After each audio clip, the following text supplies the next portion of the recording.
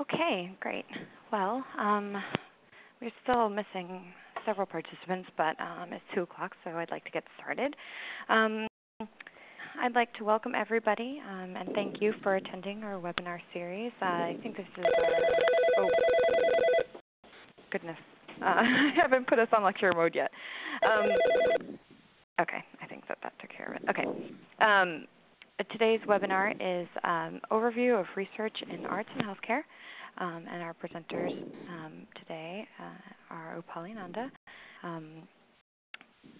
from the Vice President and Director of Research for American Art Resources, and Jill Sankey, Director of the University of Florida Center for the Arts and Healthcare, and also Assistant Director of Shands Arts and Medicine.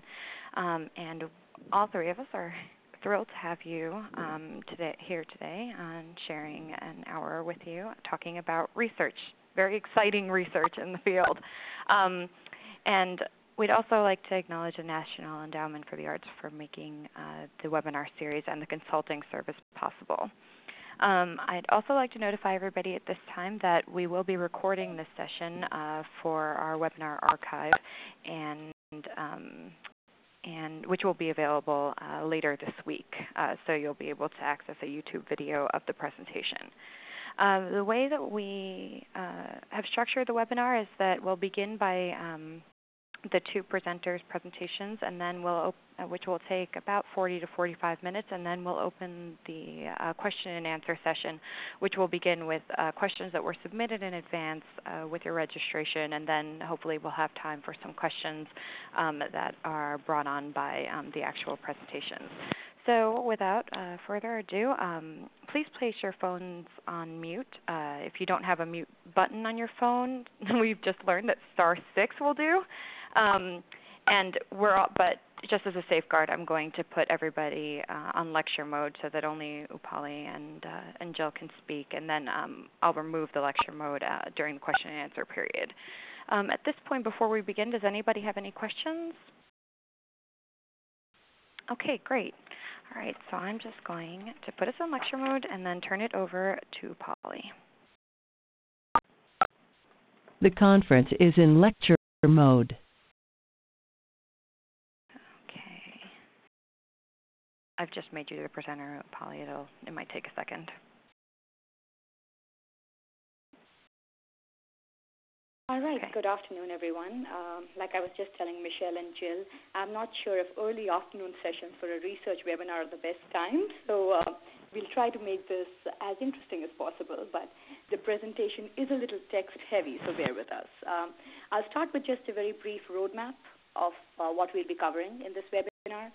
The first section that I will be covering, we'll talk about the building blocks of research, just a little bit about design, method, the dreaded IRB, protocol, etc.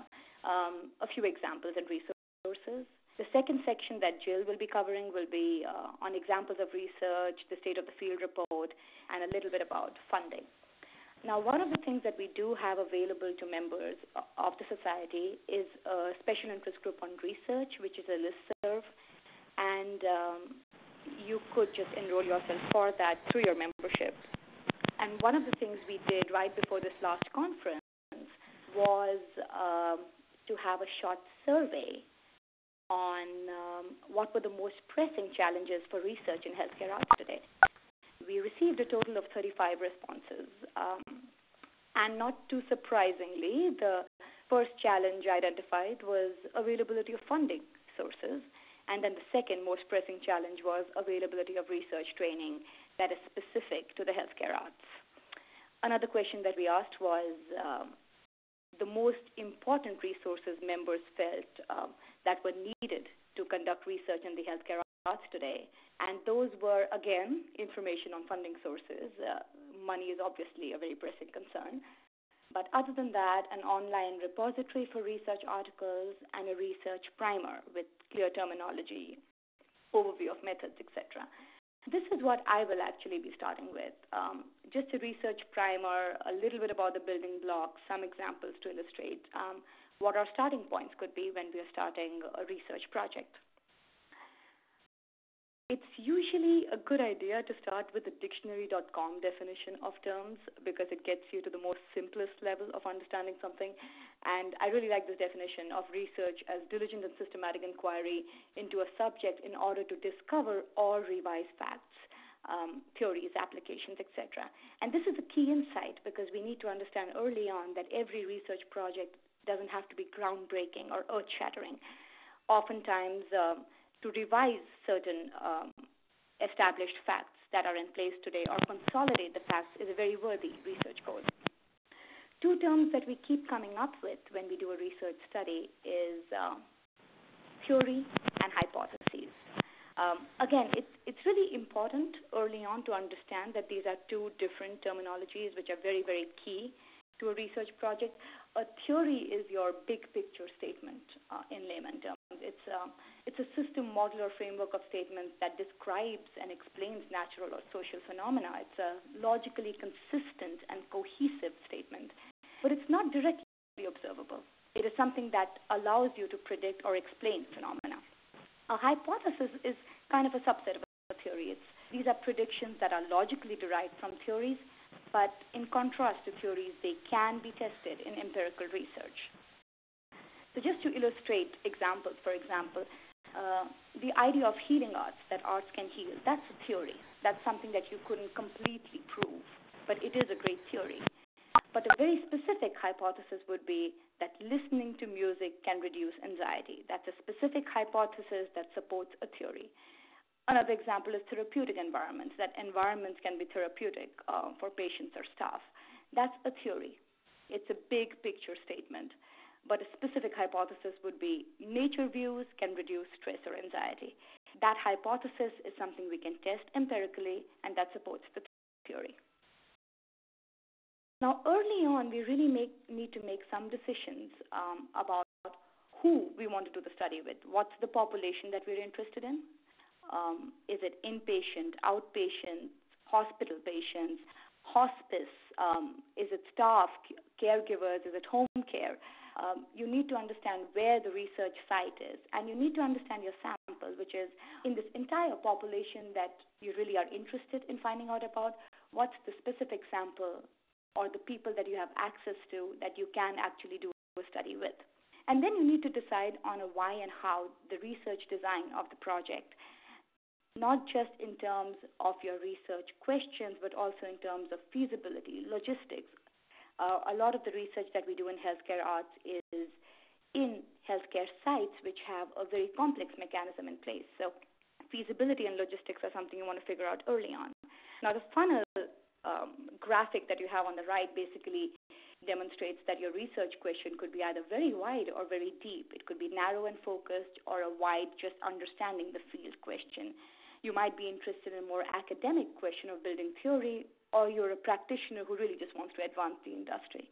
So you need to understand where you are positioned in your interest in research very, very early on. Research questions typically could be either just descriptive.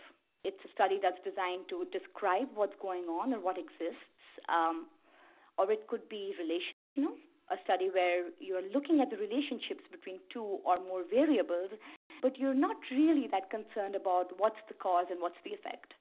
Or they could be causal, and that's when a study is designed to determine whether one or more variables, for example, the art program that you have designed or are involved in, or the art intervention, causes or affects one or more outcome variables. And outcome variables could be stress, satisfaction, mood, any of the various terms.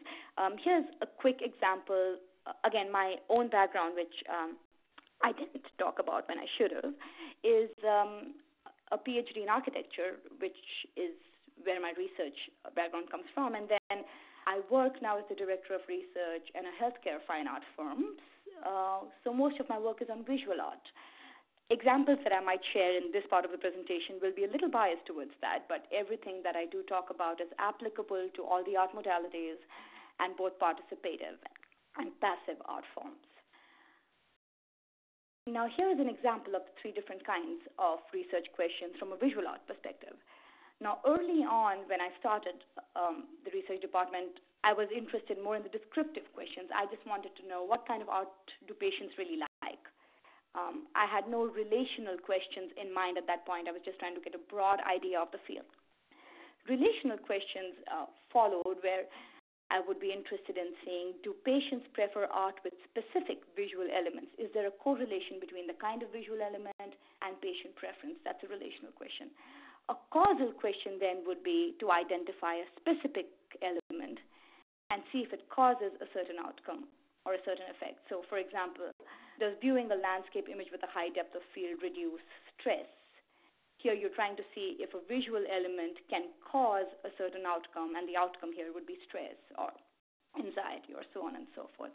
Outcome is a very, very common, overly used term in healthcare, and it is the most compelling thing about being in healthcare arts research is that we really do believe, and we have a lot of evidence to show, that what we do in the arts can affect outcomes. And there are three distinct kind of outcomes that I will actually be talking about in a minute. But before we get to those, there are two key approaches that as a researcher, as someone who's interested in research, you need to commit to. Whether you want to take a qualitative approach to your research or a quantitative approach. The table here I'm not going to go through in detail. It's something that's available to you as a resource when you download the presentation. But if you look at the highlighted portion at the bottom of your screen, these are the two or three key distinctions between the approaches. Data in a qualitative research project would be in the form of words or pictures or objects. In a quantitative approach, it's in the form of numbers or statistics. Qualitative research is typically more subjective, and individuals' interpretation of the events is important, whereas quantitative is objective. It seeks precise measurement and analysis of target concepts.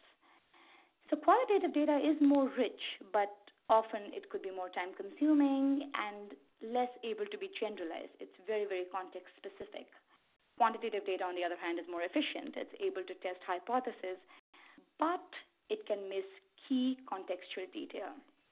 So often, while designing a research study, mixed methods is a very sound way to go, where you can do a qualitative approach at the early phases of your study and then do a quantitative approach when you really have a very, very specific question that you want to investigate. And this is not to say that pure qualitative studies are not very rigorous in themselves, or pure quantitative studies are not. But depending on how well-rounded you want a project to be, you want to decide what various approaches you want to use. Now, going on to the outcomes, which is typically a more quantitative approach, but it's something that in healthcare has a lot of weight, because we really are interested in health, which is, at the end of the day, an outcome in some way or form. There are three kinds of outcomes that we are going to just touch base on. And again, this is a very text-heavy slide, so please excuse me for that, but we're not going to go through this line by line.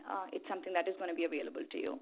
But broadly, what we're going to look at is the three kinds of outcomes: clinical indicators or physiological outcomes, which are observable signs and symptoms that relate to health conditions.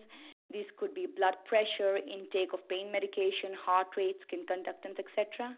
Patient, staff, or family-based outcomes, which deal with patient satisfaction or rating or staff rating of their own working conditions. And these are typically measured through surveys, questionnaires, and interviews. And then economic outcomes, which are basically the dollar value translation of your research findings, such as cost of patient care, staff turnover.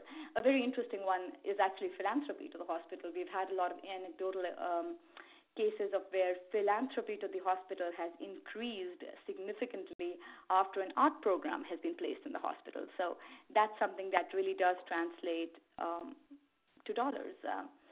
And again, other outcomes like cost of patient care, staff turnover, patient enrollment, how much renovation does a particular hospital environment need. These are all outcomes that have a dollar value that you can put on them, and you can actually say, here, this is the case for why arts and healthcare is not just an icing on the cake. It makes a very, very strong basis for being imbibed in the mainstream of how you think of healthcare, because it can, in the final analysis, save you money.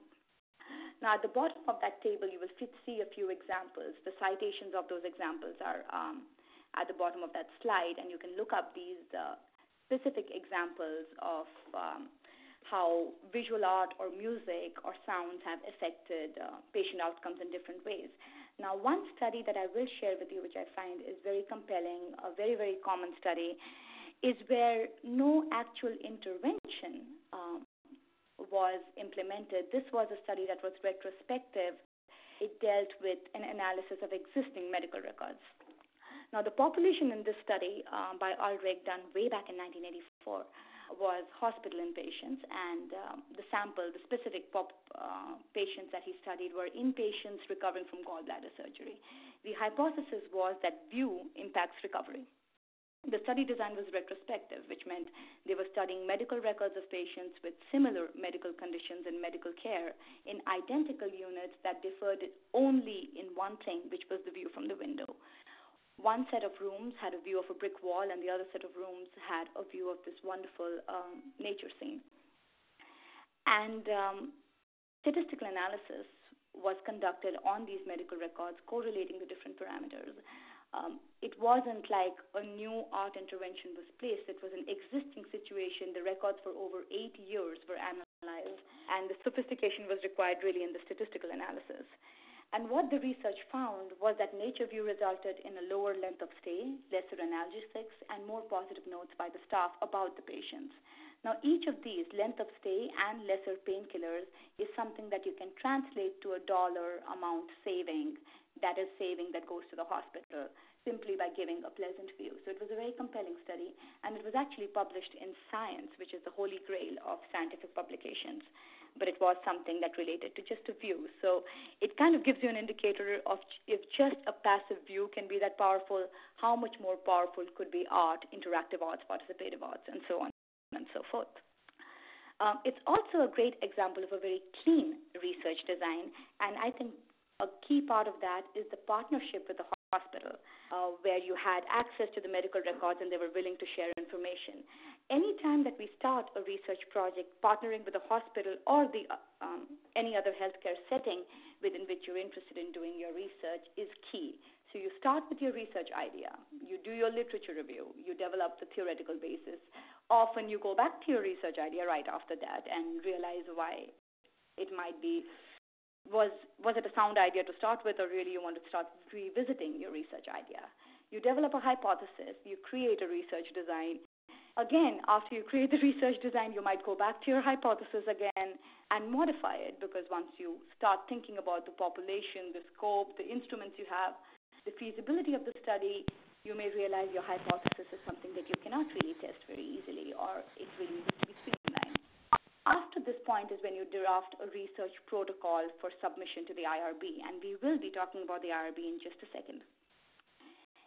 Then you start collecting the data, analyzing the data, and then you publish and present. And a key aspect of publishing and presenting is that you do try to publish and present your results, even if they're not very flattering to you, because that's kind of the ethics of doing research in part.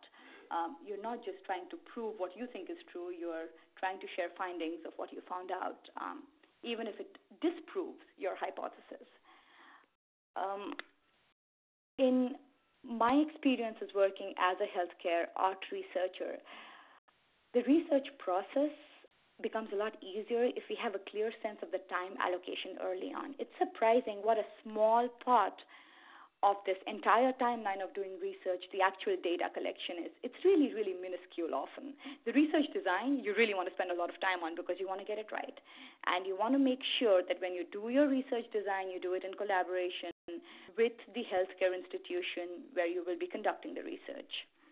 You don't want to keep going back to the drawing board more times than you have to, because you would have to go back to the drawing board quite a few times.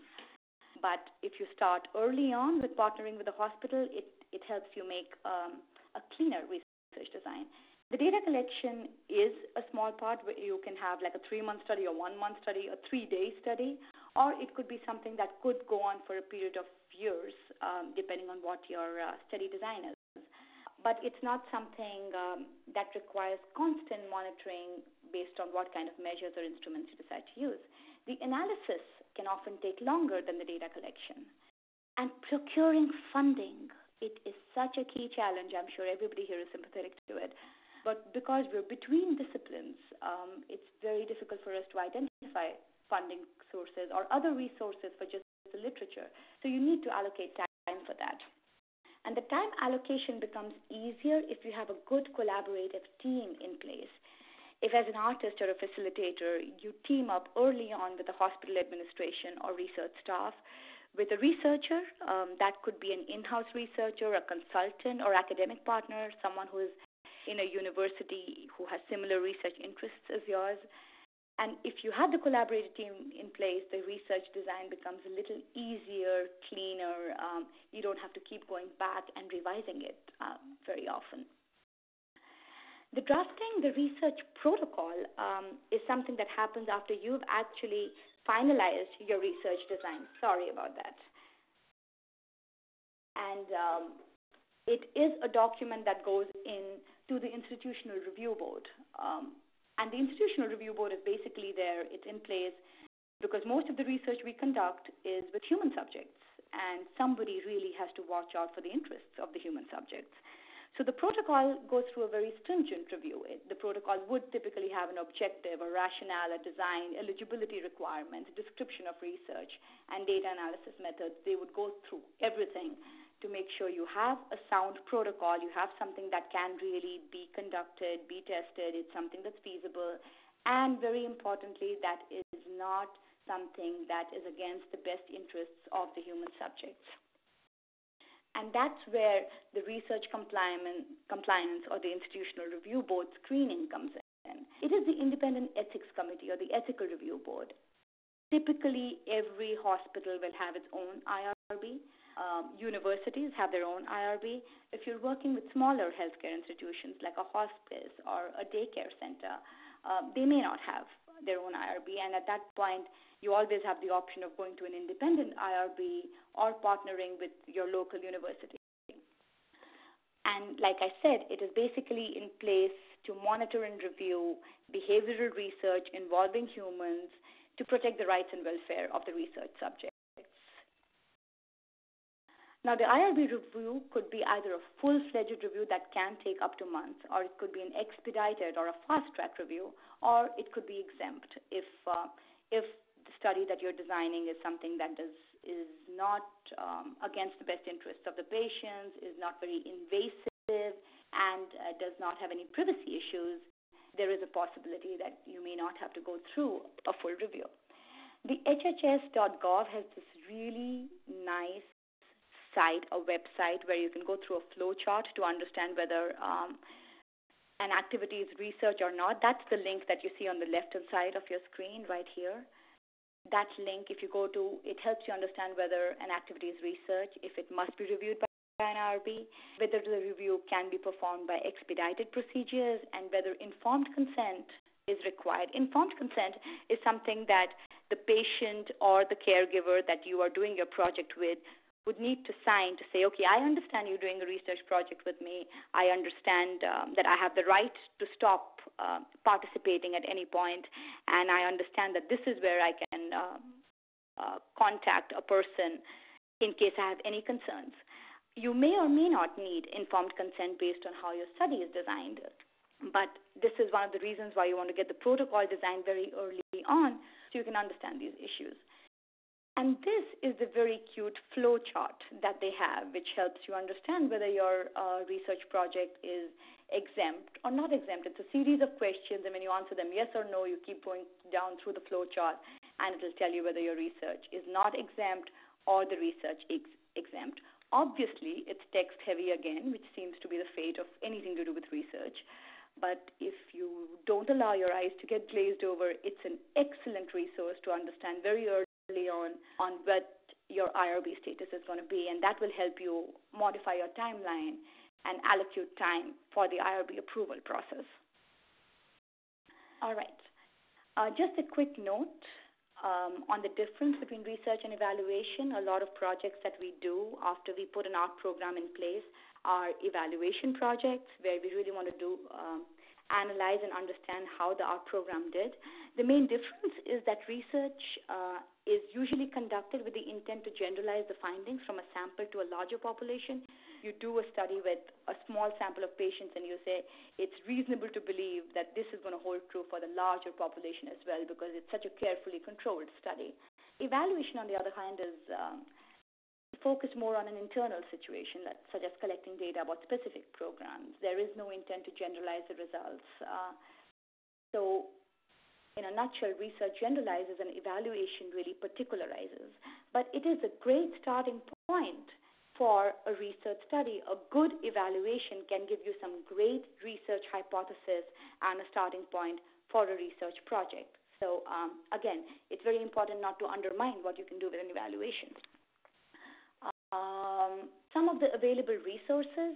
Now, one of our challenges as a field is the fact that we are so young and we are so multidisciplinary. We draw from nursing journals and medical journals and arts and design journals, art therapy. There are so many different fields that we draw our information from.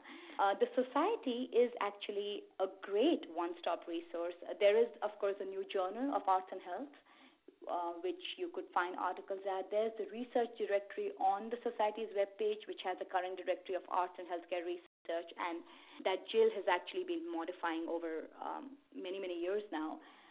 And you can post your own research to that directory. And, of course, conference proceedings.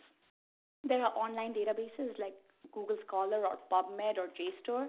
If you're not affiliated with the university, often you might have to buy these articles, specific articles, but abstracts are always free, so that can help you identify which articles you need. Also, I've noticed that if you can identify the author and you just write to the author, they would be very willing to send you a PDF. Local libraries, university databases, great resources. Listservs like the Research Special Interest Group, where you can just say, hey, this is the kind of research I'm interested in. Does anyone know of any precedents, any studies that would be of interest? And somebody or the other will reply. So these are some of the available resources. Always the best resource in a new fledgling field is people and getting a network of people in place so you can actually share resources among each other, and that's something that is of great value. One of the things that I haven't touched on is the value of meta-analysis, doing literature reviews, which help you understand the state of the field, really understand the basis from which you can design your own research study, and that's something that Jill will be talking to you about if you have all managed to stay awake through this session. Thanks, Jill. Over to you. Thank you, Polly. So I'm going to cover a little more ground, and then we'll have time for questions from you all. So I'm going to talk a little bit, start by talking a little bit about the State of the Field report, which you may already be familiar with. I hope you are. The State of the Field report is available on the Society for the Arts and Healthcare's website, and it's really an invaluable resource. A team of folks from around the country, I think there are about 5 of us, put this report together, and we published it in 2009. It was based on some really wonderful partnerships with the National Endowment for the Arts in terms of it being spurred, and with Americans for the Arts for the writing. So it's a really terrific resource. Let me get to my forward here. There we go, forgetting about my slides. It's a great resource. The link is there, and it's chock full of research. So rather than going over tens or hundreds of studies that we could talk about this afternoon, I'll direct you to this report. It really was based on the statement that you're seeing now, that in today's healthcare world, 30% of spending is really going toward ineffective, redundant, and inappropriate care. Capital resources are scarce, the economy is sagging, and the cost of healthcare becoming a hot topic. Healthcare decision makers are demanding that decisions be based on evidence. So we're really looking at an evidence base directive for research in the arts and healthcare today, and arts and research, of course, is a top priority in the field. So this report was created with that in mind, and in order to be a resource for people in the field to be able to access a solid collection of data, and to be able to kind of arm you with data that you can take to healthcare administrators, to clinicians, to folks who you need on your team as you develop and expand your programs. So within the report, you'll find a sampling of research findings and a narrative description of findings overall, listings of really exceptional studies. The research section actually follows in the report a section on program prevalence, which may be useful to you as well. So there's data there that talks about how many programs there are in the United States, what types of programs those are, what types of art forms are being used, and even how those programs are being funded. And then the research section includes the topics that you see listed on the slide. We have benefits or methods that are used. We have music, arts, imagery, design, dance, writing and literature, drama, health promotion and injury prevention, theory, and there's a section based on economic benefits. So it's a tremendous resource for you. Of course, at the end of the report, there's a full bibliography with all of the studies that are cited.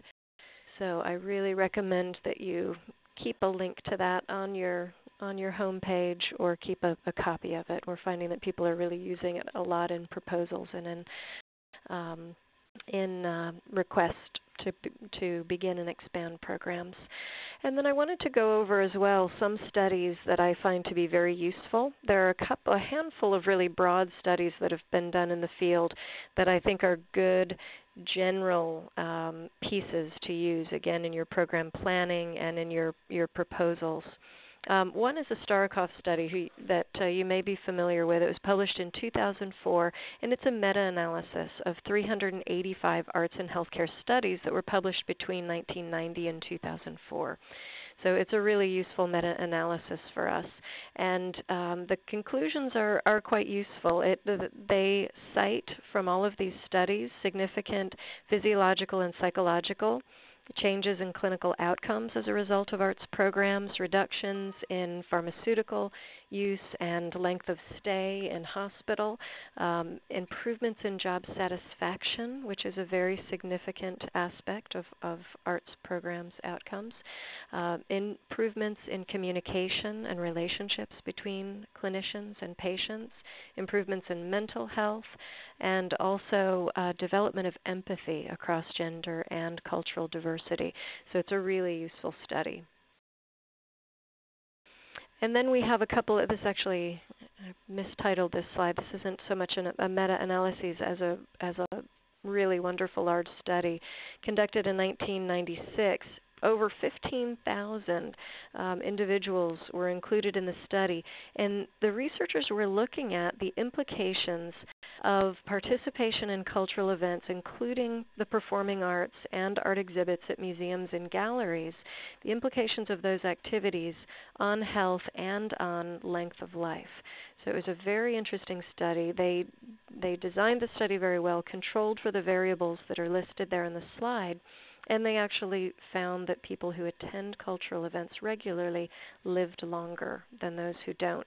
And they attributed that not to higher levels of income and therefore better levels of health among those people, but to the stimulation of the immune system that results from participation in those events. Another study in 2001, over 3,700 adults were looked at in this study, and they were looking at how participation in cultural events, again, might predict self-reported health, so how people feel about their own health and how people report their own health. So again, they controlled for various common factors, and their results showed 65% increase in the risk of impaired perceived health among those who were not culturally active as compared with those who were. So clearly people were feeling that participation in cultural activities was enhancing their health, or they were reporting better health among those who did participate more. The 1997 meta-analysis of over 50 studies of the health impact of the arts also showed significant benefits both on individual and community or societal health. And this study concluded that participation in the arts has a positive impact on how people feel.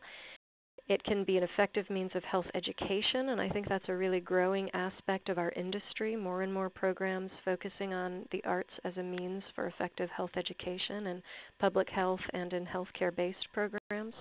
that the arts, participation in the arts, contribute to a more relaxed atmosphere in health centers. We're certainly seeing that in our field, and improvements in quality of life of people with poor health, and provide a unique and deep source of enjoyment. So as Upali mentioned, funding for these studies is not necessarily a simple thing. The arts in healthcare is by nature multidisciplinary, so we don't have one source of funding for our work. Hopefully that will begin to grow in our industry, and we do have one grant, which I'll tell you about in a few minutes, offered by the Society for the Arts in Healthcare for arts and healthcare research. But at this point, we really do have to look around from a broad range of sources. And partnerships is certainly key in this. Upali spoke earlier about the importance of partnering with and within a healthcare institution.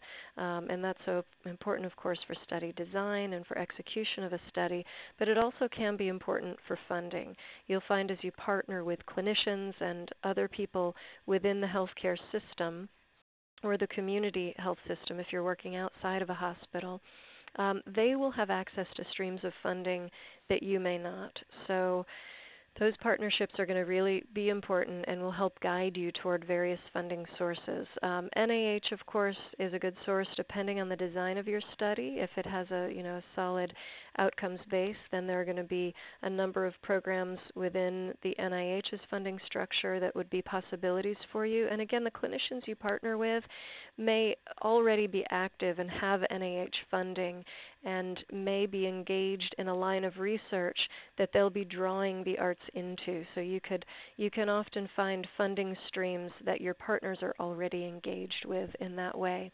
The NIH also has now a complementary and alternative health division, so that can be an appropriate source for some funding in the arts and healthcare as well.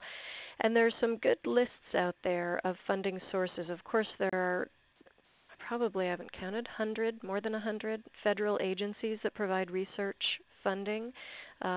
Even within the NIH, there's the National Institutes on Aging and other divisions. But the Federal Registry of Agencies is a really helpful resource, and there's a link to it here that you can click on and find an overall listing of federal agencies. And there may be some there that you're not aware of that would be applicable to your studies. Grants.gov is another really great resource. It's a mechanism for submission of federal grants. They also have resources available. And of course, any grants funding databases that you use, the Foundation Center has databases, eCivis, those sorts of things can lead you toward research funding as well. I've been surprised in my work here at UF. We've actually had funding from Department of Commerce and Department of Defense. So don't assume because arts or health isn't listed in the title of an agency that there will not be opportunities for you to seek funding from those agencies. Many agencies are now broadening their concerns to include more kind of whole person views of their area of interest. So I would encourage you to look beyond what you might assume about an agency and look at some of the RFPs and see the kind of things that they're offering. Also, research foundations, of course, and non-research foundations can be good sources of funding. And there are many, many, of course, out there. And again, those grants databases are helpful sources and useful ways to search. But also start, with your specific topic. If you're doing a study on people with Parkinson's disease, then of course you want to look at the National Parkinson's Foundation, the Michael J. Fox Foundation, and other foundations that are concerned with that specific disease or specific patient population that you're looking at. And as I mentioned earlier, the Society does offer one grant, American Art Resources. Thanks to Upali, has partnered with the Society, and we now have an annual Environmental Arts Research Grant available. And I think we just received a round of submissions. So it will be, Upali, when will the next deadline be? End of next spring or early summer? Yeah, end of next spring. End of next spring. Yeah, it's so usually around June of every year. Okay, great. And that's an opportunity for a $1,000 grant to conduct research in the arts and healthcare, which is very exciting. Upali, do you want to share anything else about that opportunity? No, it is a really small amount of money for a research project, but it's a great funding source to just start something out or continue something that you may not have funding for. And most of the information is actually there on the website. As well, every year it has a slightly different focus. So this year it's been focusing on the environmental arts, so more on the passive arts. Next year we haven't really defined what the focus might be, but usually around September we will post the modified research grant call for papers, and June is when the submissions are due. It's just a 2-page submission, very, very easy. So you could just try for it even if you're not sure if you completely fit into those criteria or not. Mm-hmm. And I think we've realized that every dollar counts when you want to do research. Absolutely. And I've also found within our own program and in others that you don't actually have to start by looking for big money in every situation. There are studies that you can undertake, without significant funding by using your own internal resources, staffing that exists in your program already. If you're looking, for instance, we've got a protocol in the IRB right now to look at the impact of an arts and medicine program on a medical surgical unit. We had a unit that moved into one of our hospital towers when we built a new tower, and so we withheld arts and medicine programming there for 6 months. And now we'll restart our arts and medicine program, or start it on that new physical unit. It's all staff who haven't been on a unit with arts and medicine before. And we'll simply collect 3, basic measures in 6-month intervals from staff on that unit, and we'll start our art program again using existing resources. So we actually didn't have to seek external funding for that study, but it'll give us, some basic data that we can then use to propose for funding for a larger study. And it can really help to approach your research in increments. I often start with qualitative studies when I'm looking at a new patient population to help let the patient population themselves guide me in the right direction with my research. And qualitative studies do take a lot of time in the analysis. So you really want to bear that in mind when you're proposing those. Qualitative is not simpler than quantitative by any means. But I'll often do a simple, even interview study to get that baseline information, and that gives me a little bit of data with which I can make a broader proposal for funded research. So you don't have to start big. You don't have to be intimidated when you're approaching research in terms of, I need a big grant, or I need a lot of resources to move forward. You just begin and take the steps that are reasonable for your program to take. I think, Jill, that's a great point, because that gets back to how important that is to have that collaborative team. And oftentimes if you approach other people and say, I'm willing to just do a pilot and I'll do this on my time and just get some preliminary data to just get started, and then, like you said, get enough material to really put a good, robust grant application together, that could be really powerful. So that incremental approach is very, very key, and having those key players in place. Yeah. So somebody who can donate time towards the analysis, someone who can donate time towards the actual data collection. You can put 2 to 3 people together and you can have a really robust study with very, very little funding. Yeah. And the other thing that I wanted to mention is, in the context of the arts and healthcare, sometimes you're collecting data that you don't realize you're collecting. Your artists may keep journals of their work.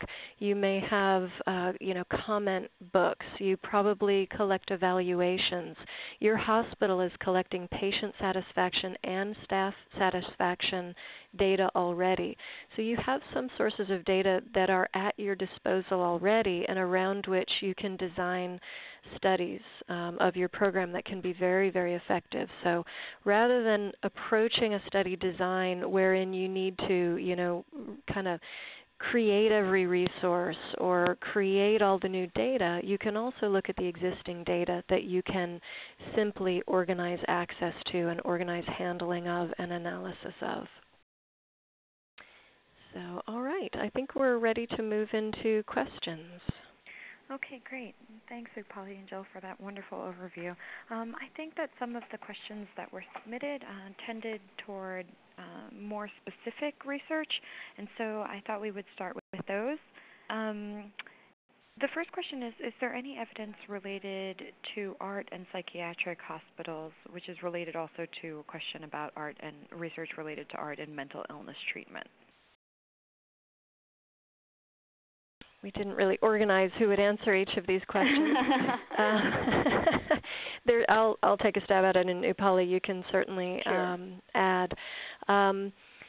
Yes, there certainly is quite a bit of data out there pertaining to art in psychiatric hospitals, and that would really come under the purview of arts therapies research.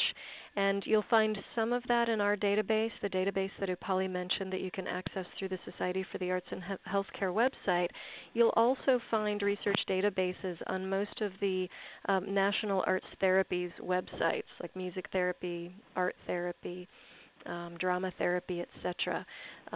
So those would be the simplest sources for finding those studies.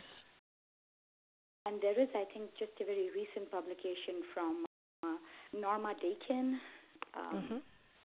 on arts and design for mental health facilities. That's an overview of research. It's a 2008 publication.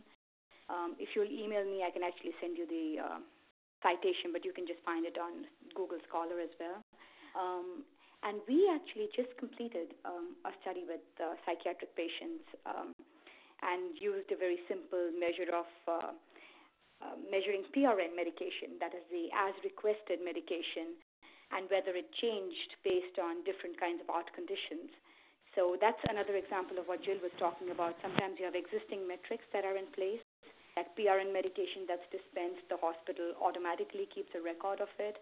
So if you do an art intervention and then just measure whether the PRN medication requested changed based on the kind of art or different art interventions, that's an example of a really simple and cheap study, and we've just sent that in for publication. But for psychiatric hospitals, there is, like Jill said, the art therapy part of it, which has to do with trying to cure mental disorders through participation in the arts, and then a smaller amount of research on the more passive interventions like just wall art or exposure to music. And that's a smaller database right now, but there are some articles for sure. And the Dakin article is an overview, a meta-analysis with around 400 studies, I think.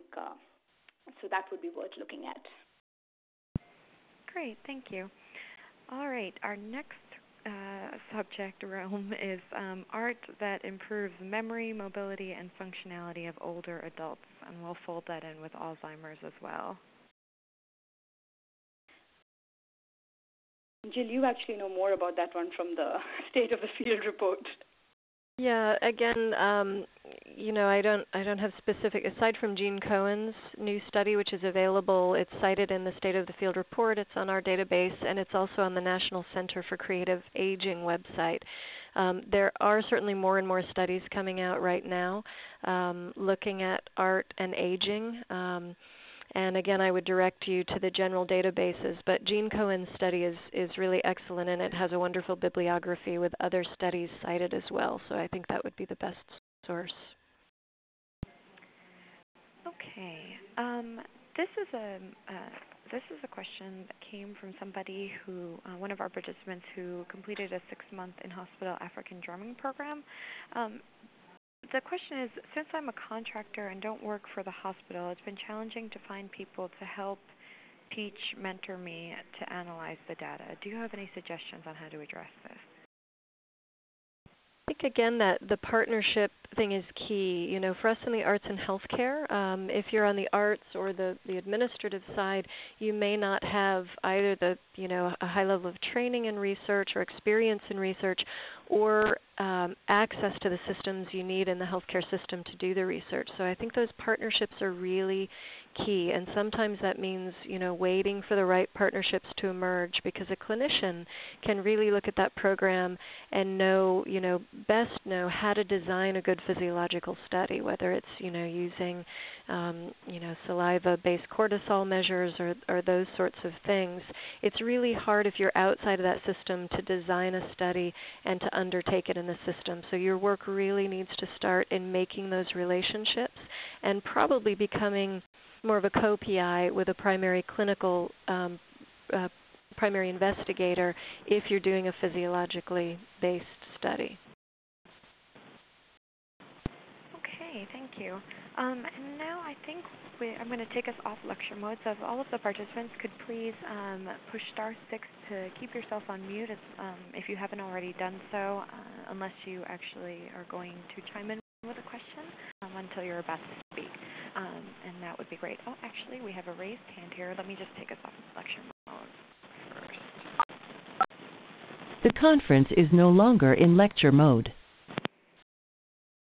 Okay, and this question is for Megan Lapham. How much percentage-wise is research internally funded by an organization such as a hospital versus grants and external funding?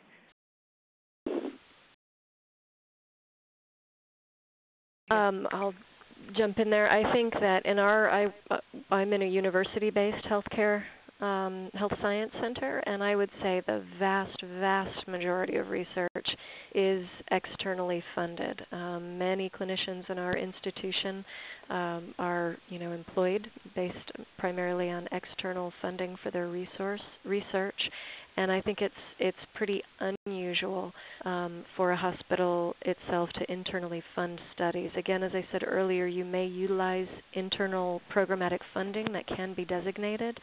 And you will also find some, more modest grants. Our hospital's nursing program, for instance, offers some modest research grant funding. So there are certainly some internal opportunities available, but I would say they would account for a very small percentage of the funding that comes to an institution.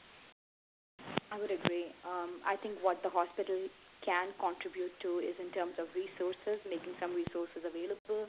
If they're interested in the project, they can sometimes donate some staff time or help you in terms of the research side, but the actual funding usually would come from external sources. Great, thank you. Now, does anybody have any questions?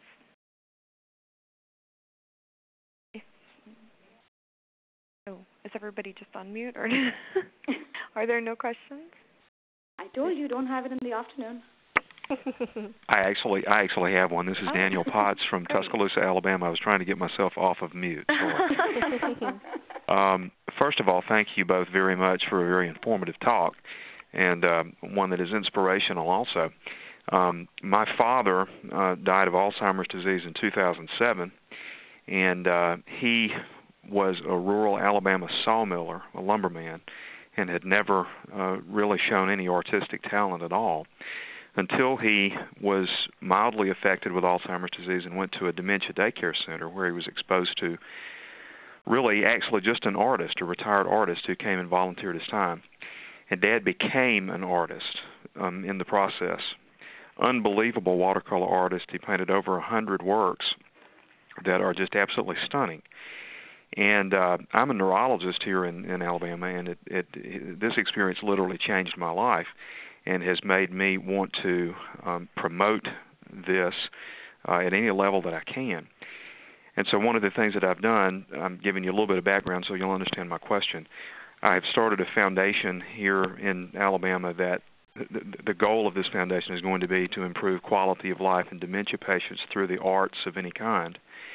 And one of the things I'm interested in, and here's my question, I'm very interested in storytelling and the need for individuals with dementia to be able to tell their stories and to have them heard.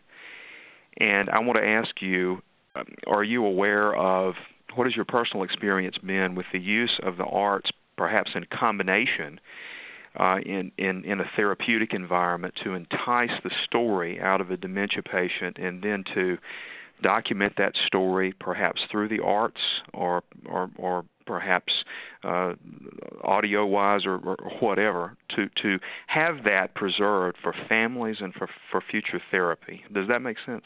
Mhm. Yeah. Well, Daniel, I'm so happy to hear from you and hear of your interest. We have an oral history program here in our hospital, and we have an oral historian who, she worked until a few months at the fall when our community hospital closed, and that patient population moved into our main hospital.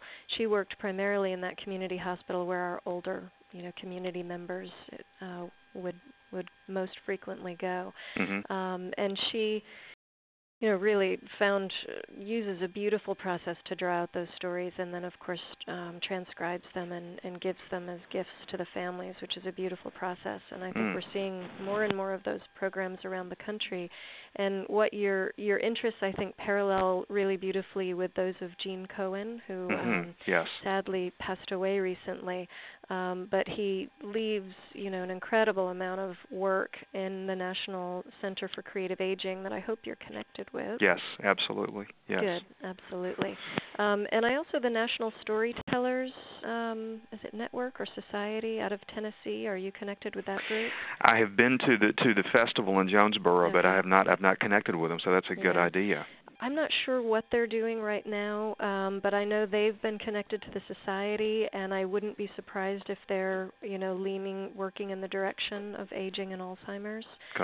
Okay. So I think, I think, here at UF and at other institutions, I'm seeing more institutes for aging creeping up. More money is being dedicated to aging programs. So I think that it's a real growth area, and that your vision in this area will be really important. So I really, commend you and wish you much success in your work. And of course, you have the society as a resource. And I will utilize it. And thank you both very much again for your informative presentation. And Daniel, another person's work you might be interested in is Powell Lawton. Okay. All right. He also did a lot of gerontological research, but in terms of doing research around the whole concept of storytelling and memory and Alzheimer's and dementia, there would be a lot of tools that I think are freely available from their website. Thank you very, very much, Apollo. Sure. There was a story on NPR this morning also about music and healing, and in particular with Alzheimer's and aging populations. Very nice. Thank you very much for this update. Okay. I think we have time for one more question. Is there anybody who would like to chime in? Oh, hello there. Hello. Hi, my name's Lyle. Can you hear me? Hi, Lyle. Oh, hi there. I'm calling from the west coast of Canada, Vancouver, and these resources are awesome. Thanks so much. And I will definitely check out and see what comparable resources are available here in Canada. But I had a question. I'm doing African drumming programs here at a local hospital, and I'm a non-academic, but have created some awesome relationships with healthcare practitioners. So I wanted to ask, what would you say are the best resources for best practices and just for designing, maybe some examples? And I'm sure some of the resources you've already given are applicable, but do you have anything you could say about best practices? I'm not sure I understand the question. Best practices in terms of a research design, or? Yeah, I think just research in general, so that really it's just of the very best quality. Well, I think the State of the Field report would be the best place to start, because that really gives an overview of all the different kinds of research that are out there in the field of arts. And then you can, it's kind of like hyperlinking from there. You could go to the reference list and find the studies that are the most pertinent. And because there would be a lot of studies on if you wanted an outcome-based approach or if you wanted a qualitative approach, there are great stellar studies in each of those depending on what approach you wanted to take. But the State of the Field report, if you're not familiar with it, I'd agree with Jill, that would be the first stop. Okay, that's great. Thank you so much. It's been really, really informative. Good, thank you. Okay, great. Well, I think we're just about out of time, so I wanted to thank Upali and Jill so much again for such a, I didn't fall asleep and I'm in your research presentation, so I don't think that you had anything to worry about.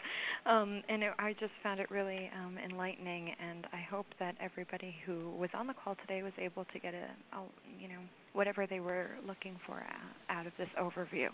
And I want to thank all of you again for participating today, and ask you to please fill out the evaluation that you'll be getting in, via email this afternoon. Just take a couple minutes. It's not very long. It helps us. It gives our presenters some feedback, and also to continue to improve the webinar series and the consulting service.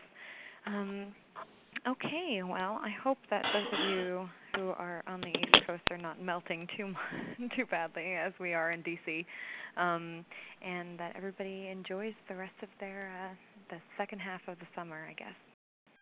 Thank you, everyone. Thank you, Michelle. Thank you. Bye-bye. Bye-bye. Bye-bye.